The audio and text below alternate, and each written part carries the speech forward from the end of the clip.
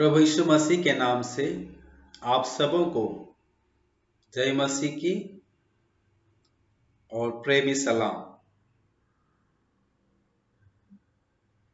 परमेश्वर के साथ साथ चलने की श्रृंखला में मैं आप सबका हृदय से स्वागत करता हूं। परमेश्वर के साथ साथ चलने की इस श्रृंखला में भाग 10 का अध्ययन हम करने जा रहे हैं। भाग 10 का मुख्य शीर्षक है परमेश्वर के साथ साथ चलने में होने वाली रुकावटें। परमेश्वर के साथ साथ चलने में होने वाली रुकावटें। आइए हम इस श्रृंखला का अध्ययन प्रार्थना के साथ शुरू करें।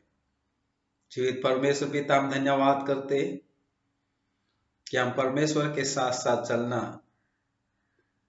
इस श्रृंखला का अध्ययन कर रहे हैं। बुद्धि दे, ज्ञान दे, समझ दे, ताकि इस श्रृंखला में जो भी बातें हम सीख रहे हैं हमारे मसीह जीवन में हम लागू करके आपके साथ साथ चलने वाले हो सके और उन बाधाओं को दूर करें जो हमारे जीवन में परमेश्वर के साथ साथ चलने में रुकावटें होती हैं। यीशु के नाम से मांगते हैं, आमीन। परमेश्वर के साथ साथ चलने की श्रृंखला का भाग 10, जिसका मुख्य शीर्षक है परमेश्वर के साथ साथ चलने में होने वाली रुकावटें। इस भाग 10 में हम कुछ आधारभूत रुकावटों को देखेंगे। मसीह होने के नाते हमें यह भी जानना जरूरी है कि परमेश्वर के साथ साथ चलने में कई रुकावटें आती हैं जिनसे हमें सावधान रहना होगा। पवित्र शास्त्र के अनुसार परमेश्वर के साथ साथ चलने में कई बाधाएं आती हैं। उनमें से कुछ आधारभूत रुकावटों के बारे में हम यहाँ पर सीखेंगे। पहली बाधा, परमेश्वर की दी हुई आज्ञा को तोड़ना। परमेश्वर के साथ साथ चलने में पहली बाधा यह है कि परमेश्वर की दी हुई आज्ञा को तोड़ना। सर्प ने हवा से परमेश्वर की दी हुई आज्ञा के प्रति संदेह उत्पन्न किया और उसे अपने जाल में फंसा लिया। परिणाम स्वरूप शैतान की बात मानकर हवा ने परमेश्वर और उनकी आज्ञा के विरुद्ध पाप किया और साथ ही अपने पति को भी पाप में गिराने का माध्यम बन गई। उसी दिन से आदम और हवा का परमेश्वर के साथ साथ चलने में रुकावट आ गई, जिसका वर्णन उत्पत्ति 3 अध्याय का 1 से 7 आयतों में हमें सीखने को मिलता है। परमेश्वर के साथ साथ चलने में जो दूसरी रुकावटें हैं, बुराई को चाहने वाला। बुराई को चाहने वाला आदम और हवा की तरह उनका पहला बेटा कैन ने अपने स्वयं के छोटे भाई की हत्या जलन के कारण कर दिया, क्योंकि उसका जीवन बुराई से युक्त था और भलाई से दूर था। यह कार्य परमेश्वर की नजरों में घृणित एवं पापमय गिना गया। परमेश्वर स्वयं कैन से उत्पत्ति 4 के 7 में कहता है, यदि तू भला करे तो क्या तेरी भेंट ग्रहण न की जाएगी, और यदि तू भला ना करे तो पाप द्वार पर छिपा रहता है और उसकी लालसा तेरी ओर होगी और तुझे उस पर प्रभुता करनी है।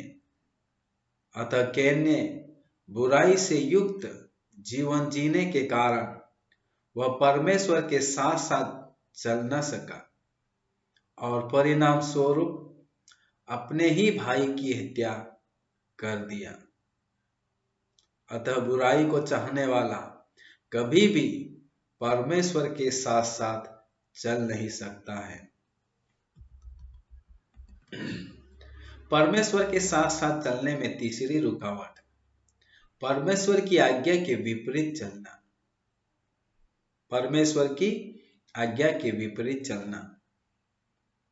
परमेश्वर ने आदम एवं हव्वा की सृष्टि करने के बाद उन्हें फूलों, फलों और पृथ्वी भर में फैल जाने की आज्ञा दी, जिसका विवरण उत्पत्ति पहला अध्याय 29 में मिलता है। और यही आदेश परमेश्वर ने नूह और उसके परिवार को भी जल प्रलय के बाद दिया, जिसका वर्णन उत्पत्ति 9:7 में परमेश्वर ने नूह से कहा, और तुम फूलो फलो और बढ़ो और पृथ्वी पर बहुतायत से संतान उत्पन्न करके उसमें भर जाओ। इसी आदेश को निम्रोद एवं उस समय के लोगों ने ठुकरा दिया। परिणाम स्वरूप वे परमेश्वर के साथ साथ चलना नहीं चाहा, जैसा कि उत्पत्ति 11:4 में दर्शाया गया है। फिर उन्होंने कहा, आओ हम एक नगर और एक गुम्मट बना ले, जिसकी चोटी आकाश से बातें करें। इस प्रकार से हम अपना नाम करें, और ऐसा ना हो कि हमको सारी पृथ्वी पर फैलना पड़े। परमेश्वर की आज्ञा या आदेश के विपरीत कार्य करना या जीवन जीना भी परमेश्वर के साथ साथ चलने में बाधा उत्पन्न होता है। प्रभु यीशु मसीह इस भाग के अध्ययन के द्वारा हम सबों को आशीष दे। आइए हम प्रार्थना करें। प्रभु जी, हम धन्यवाद करते हैं कि आज हम कुछ आधारभूत बाधाएं जो परमेश्वर के साथ साथ चलने में आती हैं, उनके बारे में सीखा, और उन बाधाओं को कभी भी अपने जीवन में हम नहीं आने देंगे। पवित्र आत्मा हमारी सहायता कर इन सारी बाधाओं को दूर करते हुए प्रभु यीशु के साथ साथ चलने में तो हमारी मदद कर। यीशु के नाम से मांगते हैं, आमीन। इस श्रृंखला के बारे में अपने प्रियजनों को आवश्यक सूचना दें, ताकि वे भी परमेश्वर के साथ साथ चलने की श्रृंखला का अध्ययन करके परमेश्वर के साथ साथ चलने वाले होकर आशीष का भागी हो जाएं। पिता परमेश्वर की शांति, आशीष, दया और कृपा हम सबों के साथ हमेशा बनी रहे। आमीन।